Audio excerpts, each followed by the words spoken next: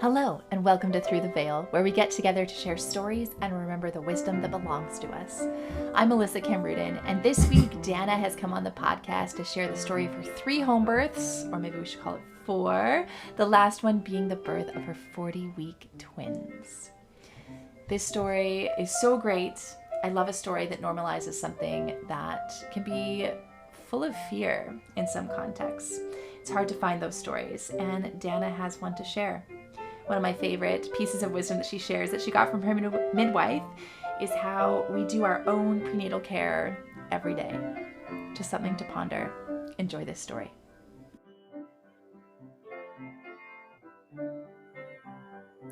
Hi, Dana. How are you? Good. How are you? Good. I'm so excited for this story. I caught a little bit of your story. You sent me those great voice notes, and I can't wait to hear it in more detail. I'm super excited to be here. Nobody's ever asked me for this many details about my birth stories. You know what? It's so good for everyone. When birth stories are told, it's catharsis for women everywhere. And when you tell your own birth story and have people receive it, I just told one of my birth stories at a women's circle, and it was so good to be heard in that way. So Yeah, and to learn from each other. It's so good. yes, learn what's possible, right? Because we don't know. Yeah. We don't know without those stories and without women around us. So where does your mothering journey start? When I was younger, I had a friend, had a few people close to me do home births and free births before I had kids. Mm. And I wasn't super on board with free birth at first. I thought, what if something happens? Um, Same. you know. And I haven't done a free birth myself, but I would be open to it. And I wouldn't worry about it too much if a midwife didn't make it to a birth of mine, or if I had Mhm. to, like it would be no problem. Um, but yeah, so I had a friend who had had a couple home births when we were really young, like around 20, and she had done doula training, and I got really interested in it. And so eventually I did the DONA training, um, which I I feel like it was an okay start, but incomplete. There's a lot broader of a horizon than is offered in that course, I think. Um, so I did that, and I doulaed for about a year only, and it was a busy year. I did about 50 in one year, so it was good exposure. Um, but I was in a hospital in the Lower Mainland for all of those, and at the time they had a really high cesarean rate. So um, I learned pretty quickly what I didn't want to do for myself when I had babies. Um, and I think I just didn't know what I was missing because that was my biggest exposure. The very first birth I went to actually was when I was 14 and my mom was having my youngest sister. So she let me and my older sister come to that, and that was really good. It was number 6 for her, and yeah, I think that got us off to a good start, the exposure to that. Yeah. Yeah, so we went to my mom's last birth, my youngest sister, and um, I I ended up having fertility issues. I had endometriosis, I think, for all of my menstruating years, and I didn't realize that I had infertility until after I got married and we were trying. Um, and with fertility stuff in BC, don't get me started on reproductive rights when you're actually trying to reproduce and, do things in a way that are good for your body and balancing hormones and all that stuff. So we ended up hiring somebody out of province to monitor and help us through that. And I had a laparoscopy and to get rid of the endometriosis, and then I got pregnant a few months later. So we had our first just in time for our 5th anniversary. Um, and it was a good pregnancy, pretty uneventful. It was slightly high stress because of the infertility, and I felt like I was kind of waiting for the other shoe to drop all this time because I don't know, it seemed too good to be true. And um, I didn't have a lot of things that I knew I did want, but I did know a lot of what I didn't want. And I ended up with a good midwife, is in BC with the College of Nurses and Midwives. Hmm. I You get such a range of people in there. Yes. And I felt really fortunate. I found it one who was good. And again, I think I didn't know what I was missing just because she was so restricted by the province. And I think that if she had been in a different setting, she might have been a lot more crunchy and a lot more Mm, hands off. And she was pretty hands off, which I was really yeah. grateful for already. Um, so I didn't do any early ultrasounds with him. I never have with any of them because, infertility, trying to conceive, I knew all my dates always. Right. Um, and I had interviewed a few midwives before her, and she was a little bit uncomfortable with me not doing the 8-week ultrasound, but the other ones were very uncomfortable. Huh. They played like the dead baby in CPS card. No, Wow. like no credibility. That just went right out the window. I didn't go back to them. Um, Makes you realize like yeah, they don't actually trust women and women's knowing in their bodies, right? If you totally. need an 8-week ultrasound, like you don't believe this woman knows her dates. And there's other ways to externally know other than an ultrasound also. You can, I mean, so many ways, right? But Sure. Yeah, or disappointing. just wait it out or I don't know. Yeah, they do all come Um, out.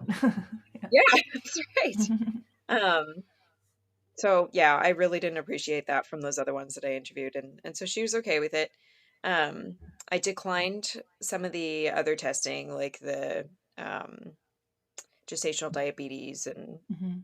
I did do the GBS strep test, but not until 39 weeks. I was like, well, it could change anyway. I refused to do Yep. it until then. Um, and I don't remember what the result was, and I didn't really care anyway. Mhm. Um, I did do the 20-week ultrasound, and this was probably the most stressful thing of the prenatal care that I had with him. They said the placenta was too low, like partially Yeah. over the odds of the cervix, and I was like, well, I know it's gonna like move up as it grows, um and so they gave me a bunch of restrictions on that, and I had zero indication of any problems. Yeah. So it really stressed me out, and then they sent me back for another ultrasound at 28 weeks just to make sure. And then they said that the abdominal circumference was measuring ahead. Oh. And so I was like, okay, well, what does that mean? And she did suggest that it was possibly gestational diabetes. Mm. And I think she Big was really baby. uncomfortable not with me not doing that test. Um, but I kind of she kind of walked it back as I asked her more questions. And she was like, "Oh, maybe it's not that. Maybe it's this, and maybe he just hasn't peed in a while." And then I got off the phone with her and I started asking more questions like, "Okay, well, how much ahead?" And it was 1 week, and then I looked up the difference between like 28 and 29 weeks abdominal circumference of a baby, Yeah. and it's like millimeters. I was like, "Why are you even telling me this?" And might there be variation between humans? Like Right? look at all of us and our abdominal circumference. Yeah. Yeah, why would you even tell me this? So, anyways, I didn't do anything else with that. And he came at 41 and 3.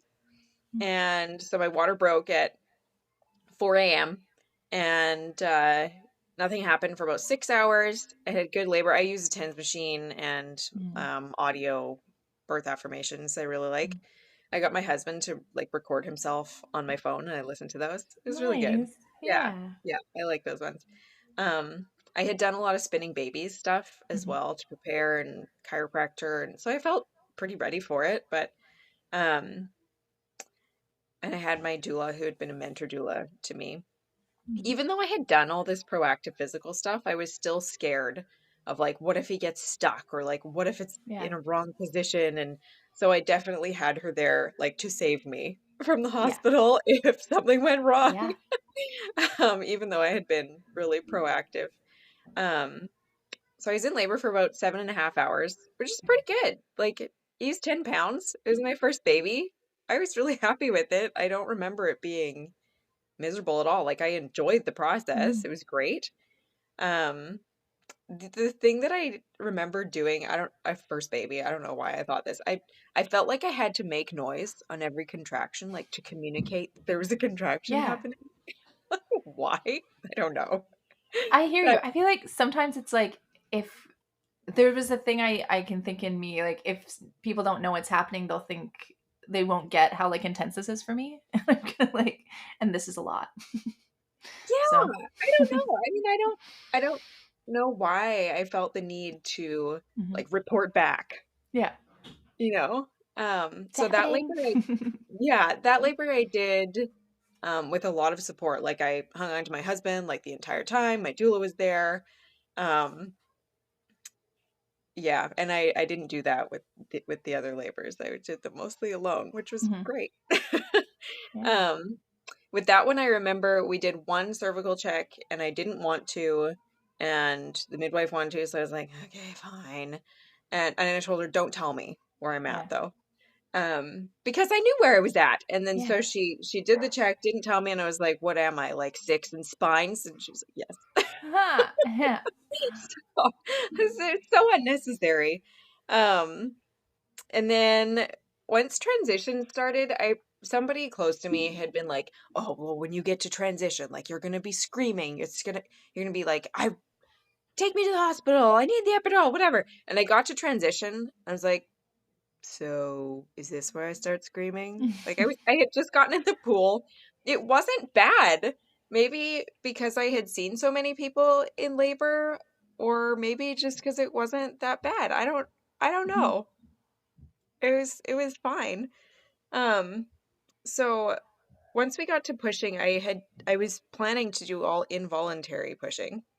Mhm. So I did that and um It's like you just wanted your body to yeah, do it without. Yeah.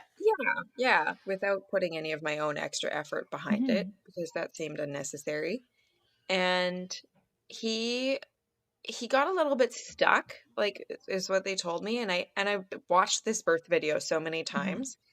Um so it took a little bit for his head to be fully born, and then had a little rest around the neck, and then they made me turn over like urgently. They're like, turn around right now.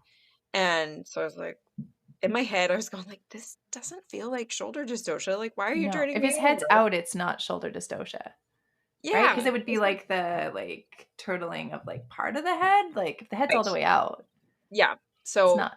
when they turned me Shoulders are out over, too. his head was already out. And yeah, so that's what I was thinking in my head. And I turned over, and then they were really encouraging me to push. And I was like, I don't know how to push. And I watching this video, I was pretty vocal while I was involuntarily pushing. So they probably thought that I was Mhm. working really hard. Um, but I wasn't. I was just letting it happen. So I turned over, they wanted me to push, and I took like deep breath in and pushed once, and the rest of his body was born. But I had no sense of urgency Mhm. to get him out as fast as I could. And so actually until just this past couple weeks, I wasn't sure why that happened just because I'm seeing it with new eyes now, Mhm. 5 years later. And yeah, so I think and he had gotten stuck a little bit across the chest and and his arms were down, but like it seemed fine to me, like It as I was sometimes just experiencing takes it. some time for babies to be born, right? Like they don't all just slide out all in one piece. Yeah. Mine Yeah, didn't. especially first Yeah. baby who's 10 pounds. Yeah. So I actually just yesterday, day before, one of the midwives that I had here when the twins were born, I still see her because she's a CST, so we see her Mm. regularly for the kiddos. And I asked her a bunch of questions about it and I showed her the video and I got really good feedback from her. Mm. So because it took a little bit for his head to be born, he was kind of just born up to the brow.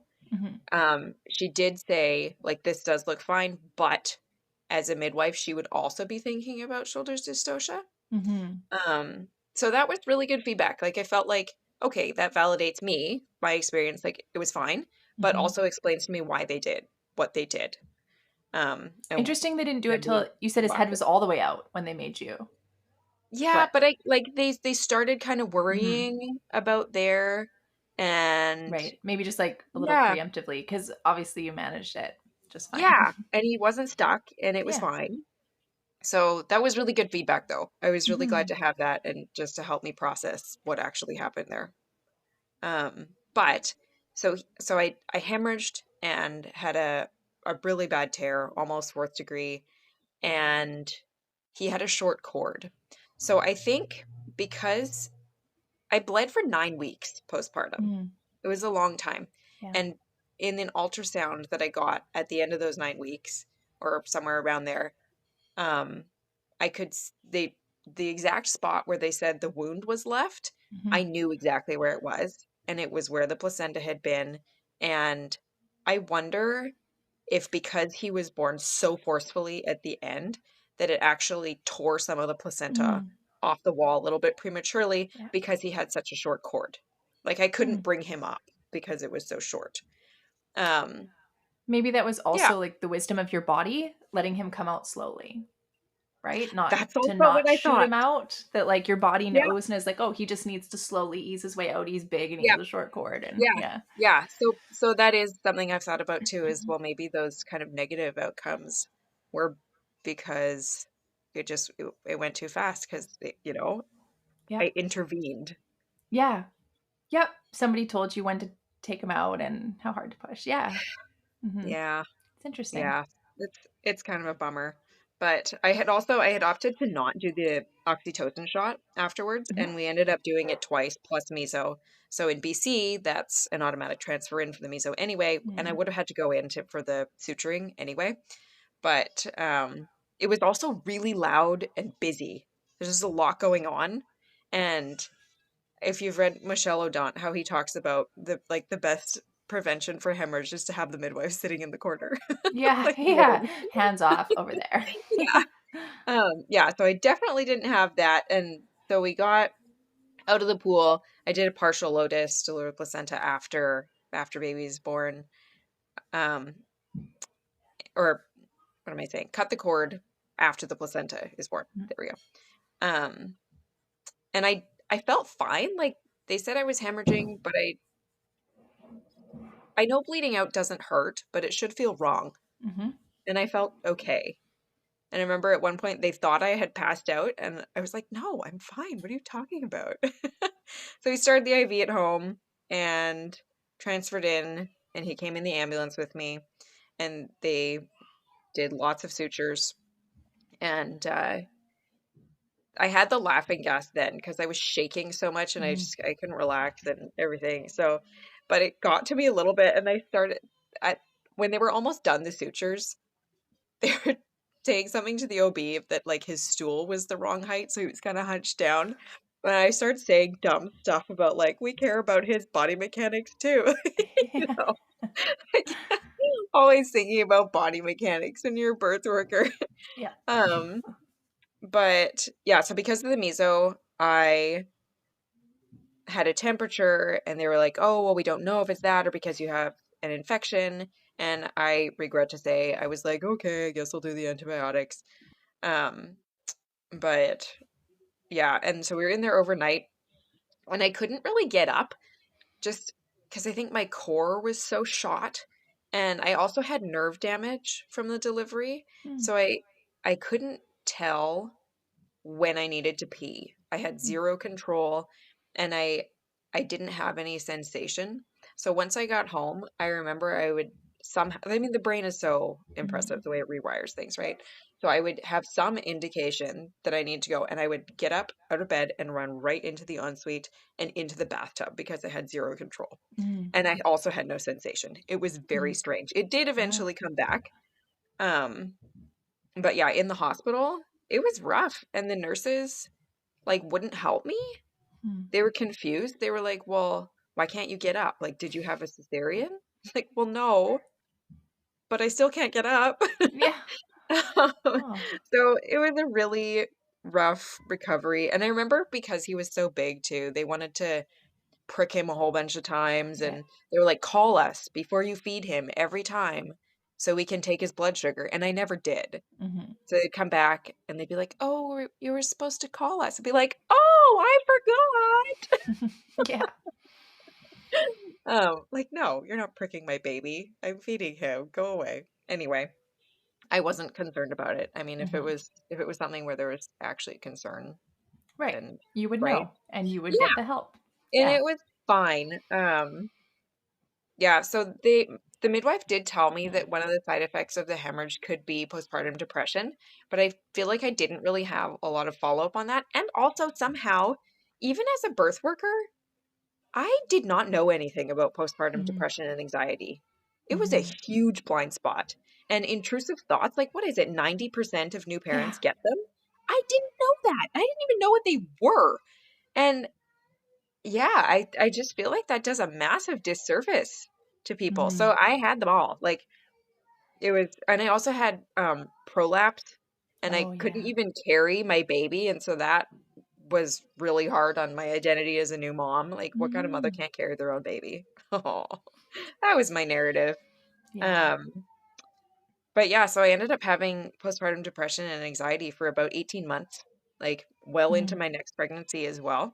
Mm-hmm. Recovery was awful. I stayed in bed for just about 3 weeks straight, and it, yeah, it was just really rough. And like leaving the house got really difficult. We were on some busy roads, and we almost got hit a few times Mm-hmm. over the next several months. And I almost walked into a violent assault like between other people one day, and I just got to a point where I was like, okay, I can't leave my house. It's not safe. So it was pretty rough. And I got pregnant with my second one when my first turned a year, and still depressed, still super anxious. And I ended up doing a cognitive behavioral therapy Mm-hmm. group session thing for several weeks throughout January and February of 2020. And it was so good. I learned so much, and it really helped. Um, but yeah, it was rough in the beginning. I was still nursing when I was pregnant with him until I dried up about halfway through, but I withered away like to nothing. I felt like Mm-hmm. the wind could blow me away. And I, because of the depression, I wasn't looking after myself very well. And I remember thinking, like, because I have larger babies, I could have an underweight for me baby and Mm-hmm. nobody would know. Like, that's kind of disconcerting. Yep. Um, yeah. So I did physio also during that pregnancy for the prolapse, and that really helped. Um, did the CBE group, and that was really great. And then in February of 2020, when I was 6 months pregnant, I'm sure we got COVID, like before we knew about COVID. Yeah. I was so sick. I can't believe I was that sick. Mm. It was crazy. Um, but we got over it, got through it. Um, and then because of COVID, they had told me like if we got sick at all after that, colds or anything, that I would lose my home birth. Oh. So I was super careful and super isolated for the rest of the pregnancy. My mental health did actually improve though because my husband was home from work all the time and I Yeah. wasn't alone anymore. So that was a pro of that situation. Um, I was also waiting for a genetic test for myself in my family. There's um, a genetic condition that I was waiting for. I was waiting to be able to do the Mm-hmm. test, but if I tested positive, I would also lose my home birth. Oh my So gosh. I just didn't do it until after he was born. Yep. Why, Like right? I'm What's gonna the take my chances. Like my mom and sister had, 10 babies between them by this point. I was like, I've already done one. It's fine. I can do it. Um, yeah. Oh, the other thing was the midwifery collective I was with. She told me that they were not currently offering water births. Mm. So in the collective, the way that they worked it, if one person was uncomfortable doing it, then they all had to accommodate that. It was like related to COVID, the water birth thing? Yep. What? Hmm. It was a crazy time. It was Interesting. early Yeah, it COVID. was. It was Yeah, crazy times. it was a crazy Lots of time. crazy stuff. Yeah. Yeah. So that's what they told me. And a couple weeks later, I went back to her and I said, you know what? I'm not offering to not have a water birth. And she was really good. Again, I'd say midwife. Hmm. She she just kind of said, okay, well, we'll see how it goes. And she knew that I was not going to accommodate that. And so she got like the shoulder head gloves and more PPE to accommodate what I wanted to Hmm. do. So I really appreciated that about her. Hmm. Um, yeah, but just what a silly thing to say to somebody. Like, Yeah, and it's funny, like how mostly we all go along with it when someone's like, I'm not gonna allow that. And we're like, oh, okay, bummer. I guess I won't in my own home birth the way I want to birth. Like, what? Yeah, I Don't put know. your hands in the water. That's okay. Yeah, But I'm yeah, in the so water. stay away. You do Yeah, what's comfortable. Yeah, it's just yeah, funny. We're yeah, all such good girls most of the time. yeah. And I don't think the person who was uncomfortable with it was her because Yeah. she went about it as usual. Um, yeah. So with his labor, I had some bloody show in the morning, and it was Mother's Day, and it was funny. Like I went all day with nothing, and then at 5:30 in the afternoon, I was talking to my mom on the phone, and I'd had a couple contractions, really spaced out. Nothing was really happening yet. And then he was born by like 9:15. Ooh. It was great. And I mostly labored alone for that one. I got in the shower and started shaking, and I was like, whoa, are we here already? And got out, got the TENS machine going. My sister came to be with my toddler, and my mentor doula came, and she and my husband set up the pool. So I was mostly just laboring by myself, and it was fine. I had my earbuds in again. It was really lovely. It just really calm and quiet. And that's what I had wanted most. I had put a birth wish list up on the fridge this time, and because things moved pretty quickly, nobody really saw it. But the one thing that I really wanted different that time was I wanted it to be quiet at the end when he was born, Mm. and I did not get that. Maybe one day. Yeah. Um, and I went to the bathroom and my water broke on the toilet. And again, I don't know why I felt the need to announce this to people, you know, but I did, and they all came barging in, and I was like, it wasn't an invitation. Like, get out of my face. Um, yeah. And then I said I wanted to get in the pool, so I did, and I kind of had a lull there. It was really nice. Um, and then my midwife was trying to encourage me to be in positions that would be less likely to tear like I had the first time. And so she was she kind of got in there like to actively help me manage it. And I'm not sure what I would have how I would have done it if she wasn't there Mhm. instructing me. Um, I don't know. I'm not sure, but it ended up like she was like right in my face, like yelling, "Breathe!" in my face. Whoa. And I feel like probably unnecessary as well. Yeah. Um, but yeah, and as he was crowning, because this one was like 8-4, my first one was 10. As he was crowning, I was like, oh, this one does feel smaller. Um, and then so we had opted for active management with this one, and the second midwife arrived after his head was born and stuck the needle in my arm or leg, whatever it was. And my toddler got to be there with my sister, Mm. and it was a really just good birth. Like no complications. It was fine. I do wish it had been a bit quieter, but you Mhm. know. Um, and they told me I still had heavy bleeding, but I don't remember how many cc's it was. And I felt so much better after this time. It was like night and day. Mm. And that really showed me how rough the first one had been with the recovery because, yeah, it was just so easy. And I was like, wow, What do this you is think how made it's the supposed to be. difference? I think I was actually probably depressed before I had my Mm. first. Yeah. So I think that was a big difference. Also, second baby, smaller. My husband was around still a lot Mhm. more because my first one was born in August, and my husband he's works with the school year, so he was right Mm. back at work fairly short time after. And having a baby in mid-May of COVID, he didn't go Yeah. away soon. So yeah, I don't know, probably a few factors. Um, Nursing was hard for both of them. Big learning curve on those Mhm. ones, especially with my second one. He was born so fast, and his head was smashed. Like in pictures, you can see the sutures on his head. It's Mhm. bizarre. But Yeah. I couldn't get a CST yet because they weren't open yet.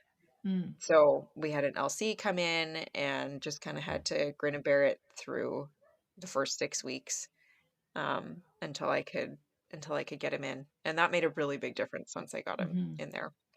Um, and then and then the Latin word for happy is Felix, and we named him Felix, and it's not lost on me that after like a really, really rotten, Mm. miserable pregnancy, not anything to do with health, but like Mhm. my mental health, after being so miserable that we named him Happy. Oh.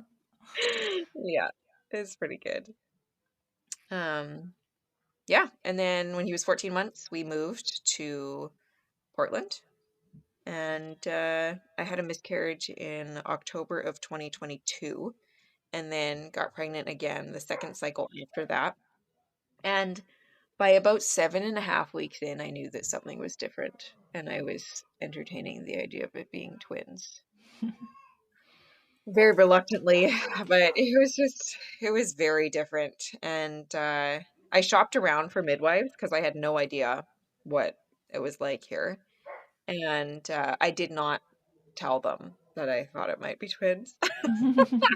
I thought, I kind of tried to talk myself down from it. And I was like, well, maybe this is just third pregnancy. Maybe it's pregnancy after 30. Maybe Yeah, a it's a girl. girl. Yeah. Maybe, yeah, who knows, right?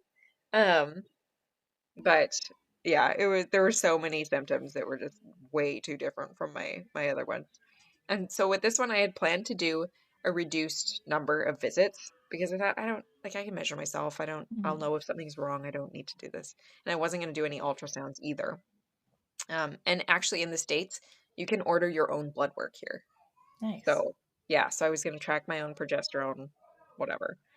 Um, so in Oregon, there are a few different kinds of midwives. So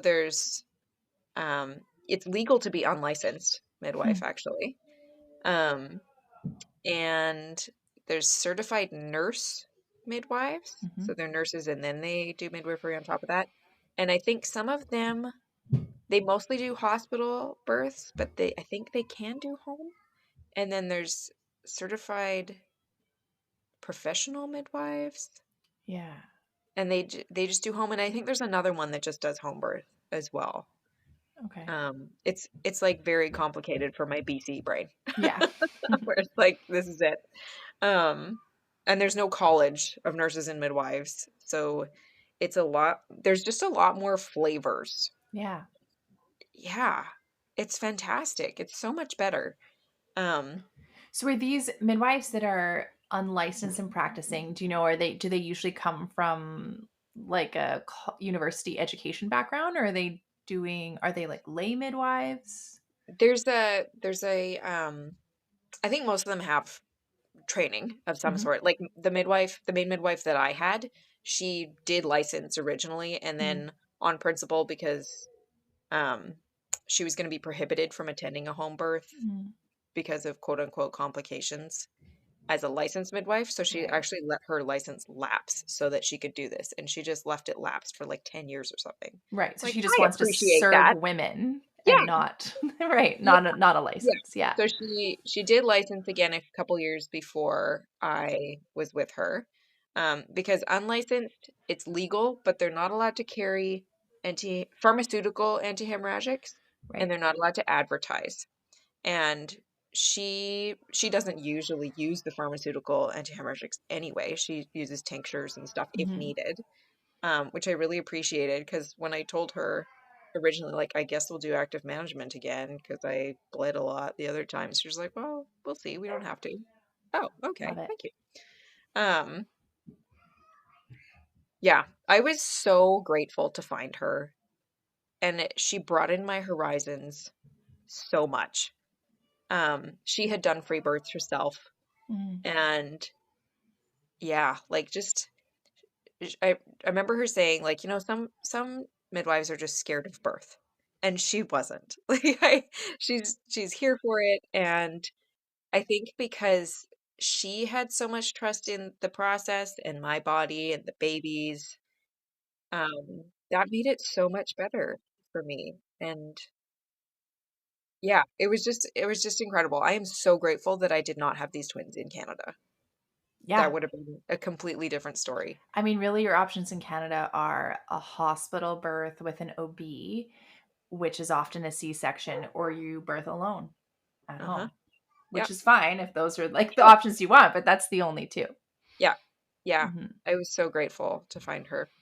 I did do one ultrasound at 21 weeks, kind of more to confirm. And yeah, so that was pretty exciting.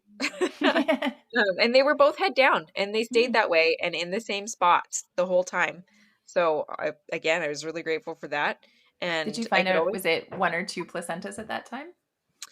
yeah, so this is kind of another factor. They told me one, Mm-hmm. and then on the report they wrote that they were die. Mm-hmm. So Oh, two sacs, two placentas. yeah. So it was a fused placenta, which is like Right. totally separate. They just are stuck together. Yeah. But they had told me one. And I think like here it's also different. There's the tech who does it, Mm-hmm. and then there's an ultrasound doctor or something, like Yeah. specifically. And so I was annoyed about the discrepancy that I was told. Mm-hmm. Um, and it bothered me for a long time. I kind of agonized about it. And the babies were also quite different sizes. So one was 59th percentile and the other one was 21st. Mm-hmm. So they like them to kind of be in a like within 20 percentiles of each Mm-hmm. other. And so typically people would have more ultrasounds to monitor and make sure that they're both on their own curve and like the Yeah. same trajectory and everything. But because they had told me one placenta, I was also worried about transfusion, Yes. and so I agonized about it for a long time. And that was definitely the most stressful part of the pregnancy. Um, and there's so much negative and fear-based literature out there about Yeah. twins specifically Yeah. that it had me doubting all of the knowledge that I already had. It was like, Mhm. oh, well, because it's twins, nothing I know counts anymore, Right. which is not true. Um, but yeah, I just felt like I didn't know anything anymore. I was totally new territory. And by this time, I had certified in CBE and like I was out of birth work, but I never had stopped reading. Like, we're obsessed with birth. We read about it Yeah. and we stay involved. Um, and so I was really, really stressed out about that for quite a while. And I was trying to eat a lot and drink enough and all this stuff, and I wasn't really gaining weight. And yeah, so I was very worried about it. But then I read about the Dion quintuplets, Yes. and so reading their story of their birth was was really good for me. Depending on what account you read, they had a combined weight of 11 or 13 pounds. And like this woman, she thought maybe she was having twins. Yeah. Who would think there's five? Like a litter of humans. Yeah. So in their story though, like they were all born at home. They have these surprise five babies, and they borrowed a basket from the neighbor and tucked them all in and put them in front of the fire to stay warm while their mother was in shock for 2 hours. And they I fed them corn syrup and rum mixed in water. And they were And the quietest babies. and they were all fine, and one of them is still living actually. She And must be in her late 90s, 80s, 90s, because I think they 90s, were yep. born in the 30s, weren't they? Yep, 33, I think. Something like that. Anyway, Yeah. um yeah. So reading that, I never worried about it again. I read that and I was like, "Oh, we're fine.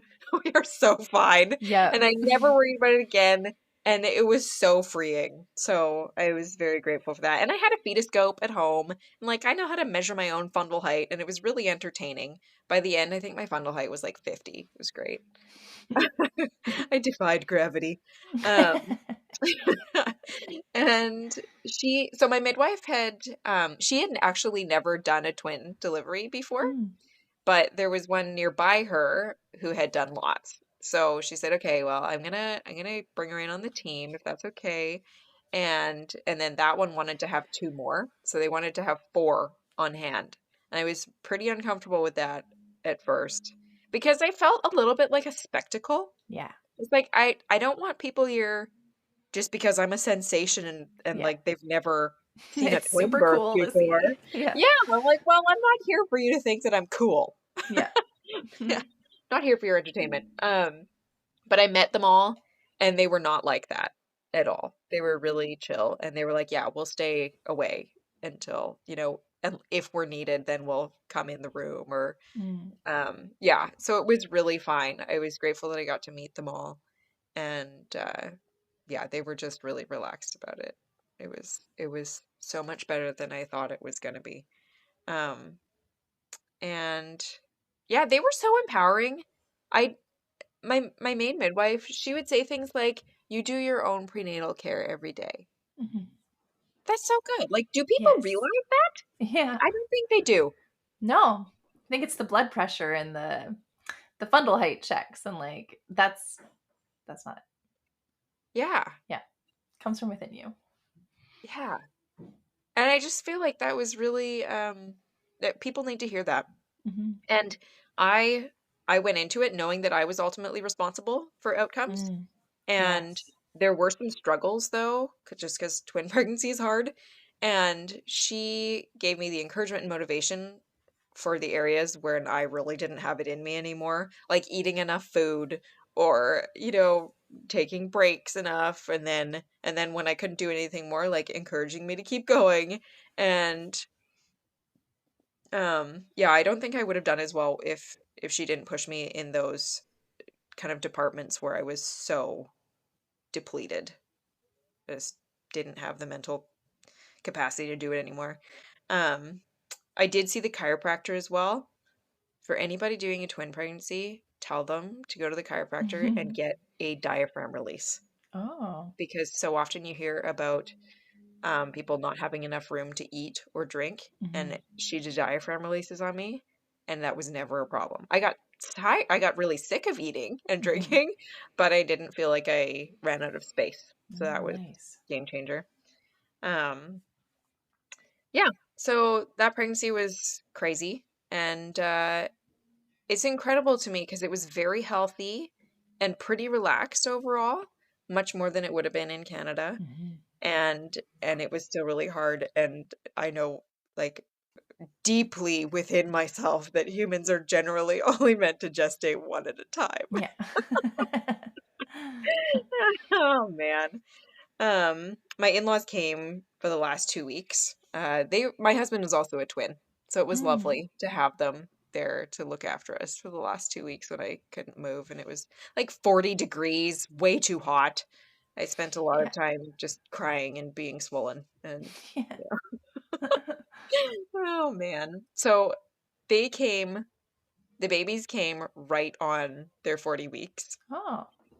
I was really kind of thinking and hoping they would come at around 38, and that's when my in-laws came. And so the day that my in-laws were supposed to be flying home, that's the morning that the babies came. So Oh. They're like, we just want you. yeah, yeah. So they did get to come over for about 20 minutes before they had to go catch their flight. So they did Oh. meet them, and that was really, really special. Aw. Yeah, but yeah, so for their labor, it was wild. It was really enjoyable, very intense, and just felt really safe Mm. and natural.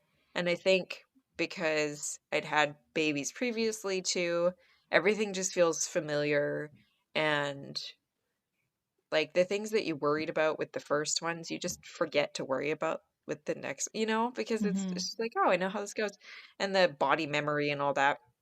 So my water broke just after midnight, and nothing happened for like 40 minutes. I was like, well, this is very strange. Okay, I guess I'll get in the shower. And I got in there, and then got out again and just kind of waiting around, and so at about 1 a.m., I started having regular contractions, and I had two that were like 5 minutes apart and then went straight into transition.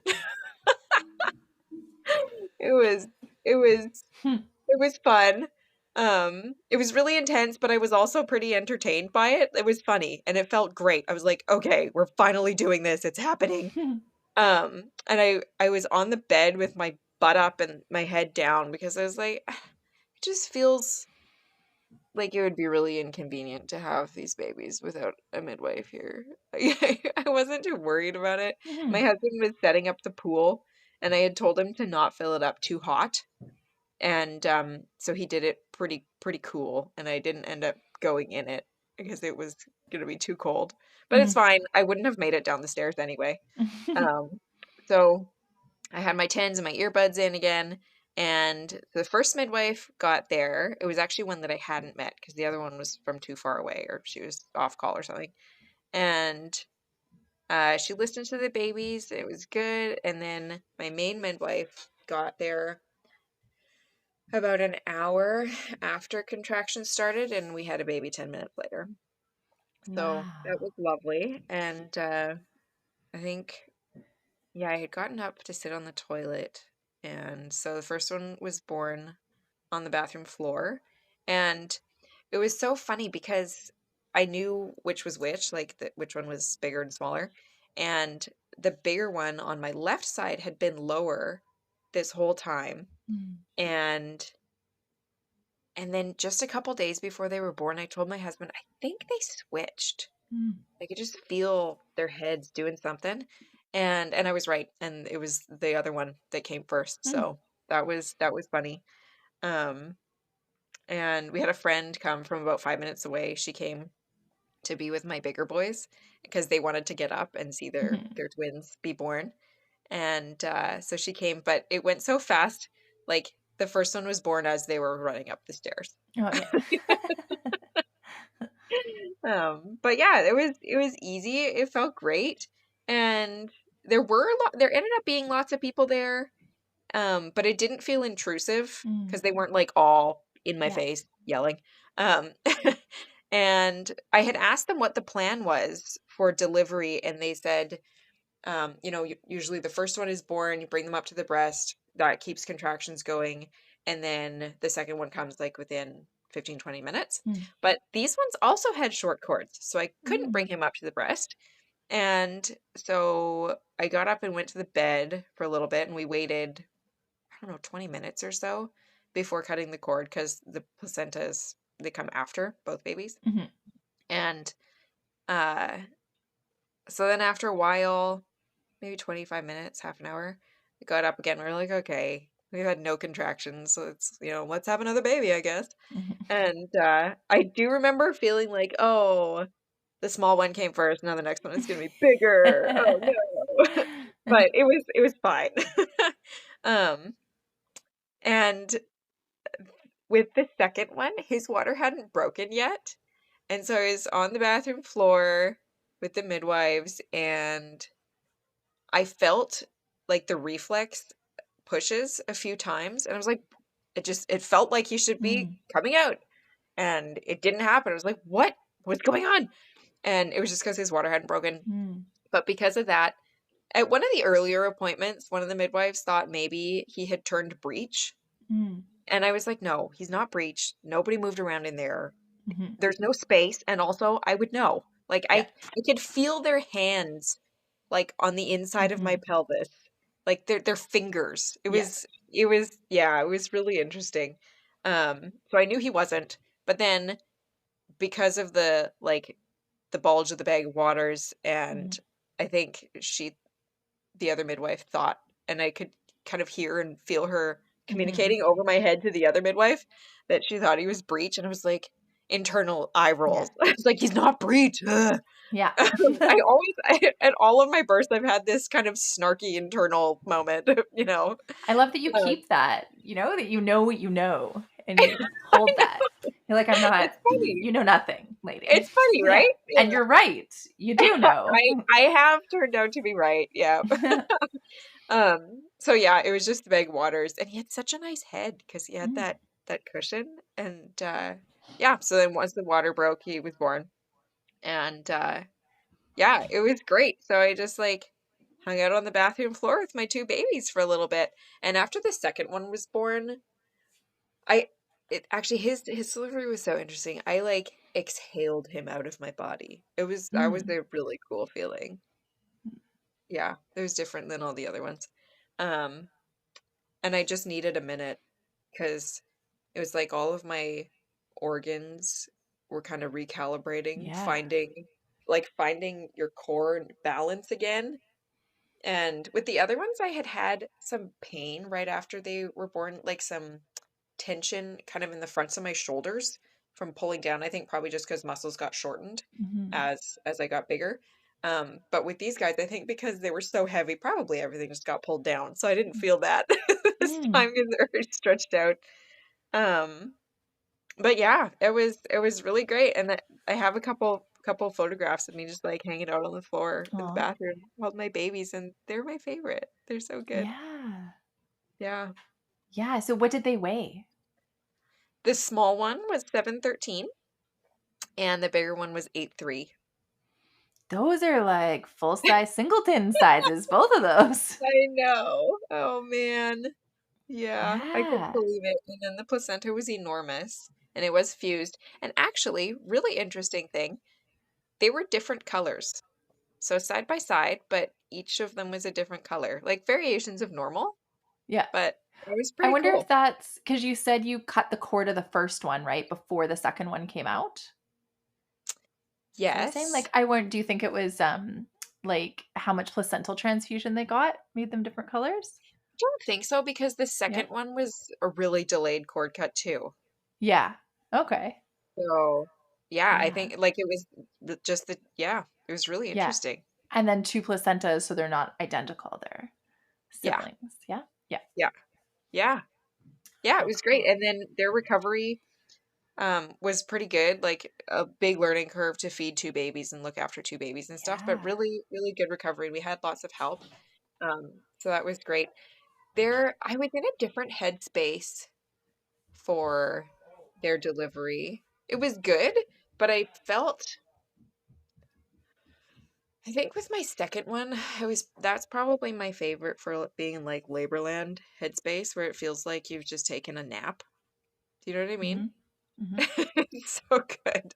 And so I was really looking forward to that. And it didn't quite happen that way because I feel like I was so active in the process as well. Like I was obviously really in it, but there were just more things to manage with the twin birth. And I felt like I was the one doing that. And that was good. Like I didn't want to feel like somebody else was managing it. Hmm. And I think because I had gained so much more knowledge about it as well. Yeah, it was just really different. It was still great. Um, and I felt very much like it was mine. Like I didn't feel like a spectator at Yeah. all at any point. And just really well supported. And yeah, it was fantastic. When my in-laws came, a couple hours after the babies were born, some of the midwives were still there, and she commented on just what a lovely atmosphere it was, Mm. like to have women caring for a woman when she's having her babies at home in that environment. Um, yeah, it was really good. It was great. It sounds lovely. Yeah, The ideal. easiest birth so far. The twin birth, hey? Oh yeah, yeah. And Yeah. I realized later, like a few days, like, oh, I didn't even feel the ring of fire this time. Hmm. Just everything was so relaxed and just really chill. It's great. Yeah. I was say maybe like third pregnancy thing, but I don't know. I like on my third birth, I was still so much ring of Yeah. fire. It's Yeah. funny. It's so varied, so different for people. Yeah. How was breastfeeding this time? Mm. It was an exercise in seeing how far I will go to Mm. keep breastfeeding. Mm-hmm. It was really hard. My milk didn't come in until day 5, like end Mm-hmm. of day 5. I'm like, come Mm. on, I had oversupply. With the first two, I was giving milk away. And with these guys, it's been really tough. Mm. And yeah, so I was like pumping and nursing and then syringe feeding them to top them up with what I had pumped Yeah. every 2, 3 hours. And by the time you get through that cycle, it's time to start it over again. Yeah. It's It was exhausting. very hard. Um, but yeah, and then even after we got decent supply going, well, I feel like I kind of never did actually this time.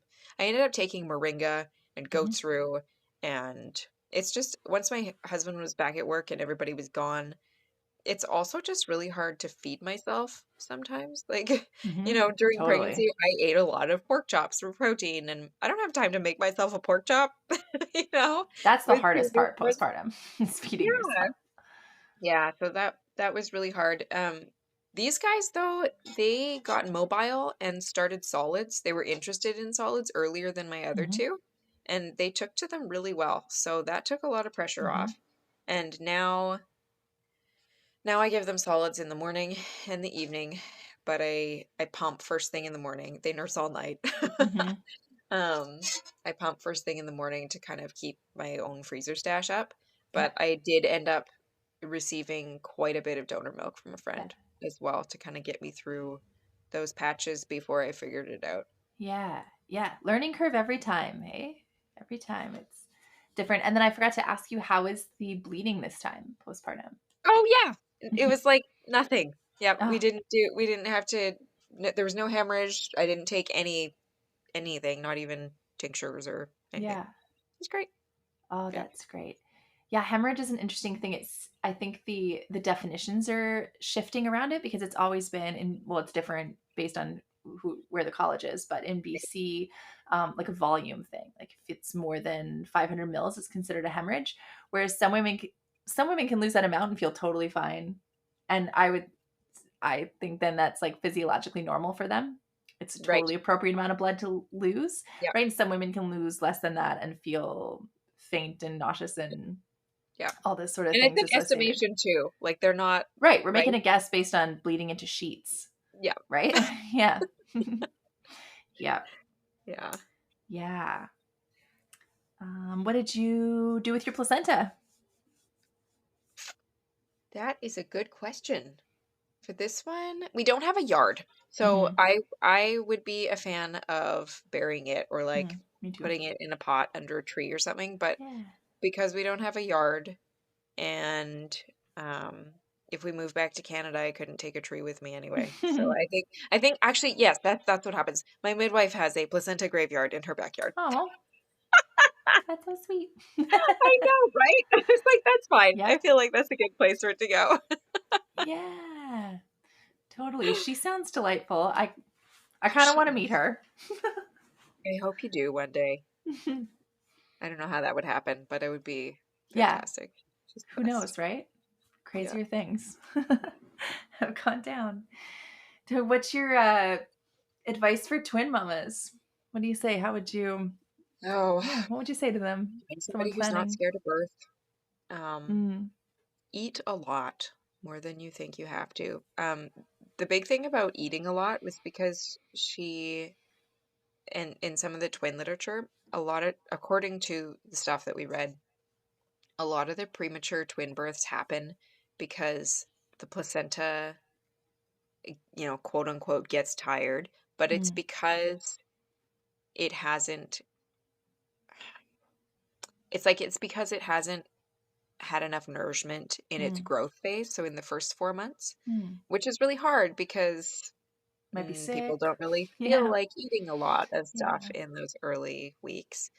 But yeah, just trying to be really healthy. And I mean, health in general will go a long way. Like I was not eating super fantastically in the first 4 months. I was way sicker than I had been with the other ones. And like Mhm. I remember thinking, oh, well, my babies are made out of homemade sourdough bread and Greek yogurt. And they obviously turned out fine. But yeah, staying on top of that, my midwife she encouraged me a lot in that department, which was really good because I would not have kept it up myself because I just got so sick Mhm. of it. So yeah, the protein intake was pretty important. I'd say that was it. But um, yeah, I don't know. I That's think great. food and finding somebody who's not afraid of it. Yeah. Yeah. Did you find any good like twin resources or anything when you were? I know it's hard for people to find because, like you said, it's all like fear mongering and everything. Yeah, It's like a pathology. yeah. Mhm. I don't think I found anything good. The Dion quintuplet story. Yeah.